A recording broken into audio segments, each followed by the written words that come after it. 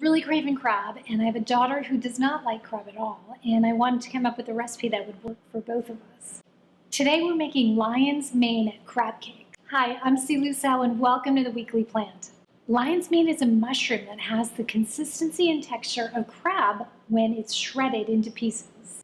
Lion's mane are globe-shaped, and they're a little bit shaggy, as you can see from the side here. They're like little hairs almost, and it looks almost like a rook. So we're going to start with a pound of it and start shredding it, and it shreds very easily into pieces. You can see it pulls apart very, very easily, and you just keep picking it apart, and you can see these pieces are starting to look like actual crab.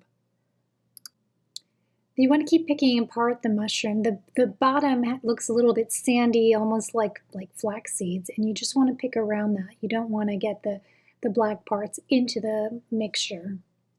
Lion's mane mushroom is well known in the functional nutrition world for being neuroprotective and as a smart mushroom. And while you'd have to eat a lot of mushrooms to get that kind of benefit seen in studies, you can certainly get extra fiber and some essential amino acids from today's recipe. And now that our mushrooms are all nice and shredded, I'm going to heat a pan to medium and drop in half the shredded mushrooms into the dry pan. The mushrooms are going to start releasing water almost right away, so you don't need to add any oil. And cooking the mushrooms at this point helps to bring out their flavor. We want to stop cooking the mushrooms before they brown and then transfer them to a strainer set over a bowl to let them cool. And then go ahead and cook the remaining mushrooms and do the same thing to them.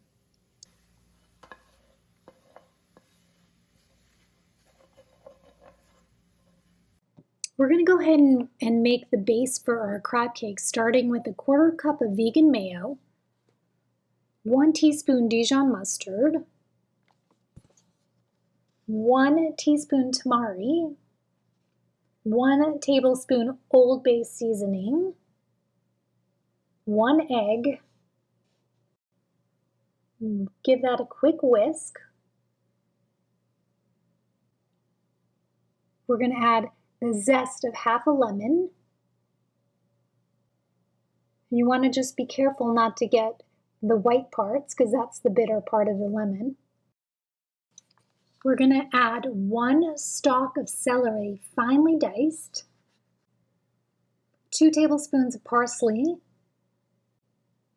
2 tablespoons of chives, and 1/4 cup of gluten-free panko, which I pulsed in a food processor to make it a little bit more fine. Then give it a quick stir to make sure everything's all evenly distributed before we add in our mushroom. Once the mushrooms are cool enough to touch, we want to give them a quick squeeze to get any excess water out before adding them to the base with the breadcrumbs. Otherwise, we'll end up with soggy crab cakes, and nobody wants that. You can see that we were able to get just a little more water out of the mushrooms by giving them a quick squeeze. And the last step before we start breading is we want to fold in the mushrooms. And unlike actual crab, you don't have to be so gentle because the mushrooms aren't delicate like crab is. I'm generously filling a medium-sized ice cream scoop, which is about a 1/4 cup, to make sure all of my crab cakes are even-sized. I'm going to scoop the crab mixture and then drop it into the gluten-free breadcrumbs and make sure all the sides of the crab cake or mushroom cake are nice and coated. Then I'm going to set them aside on a parchment-lined plate until we're all ready.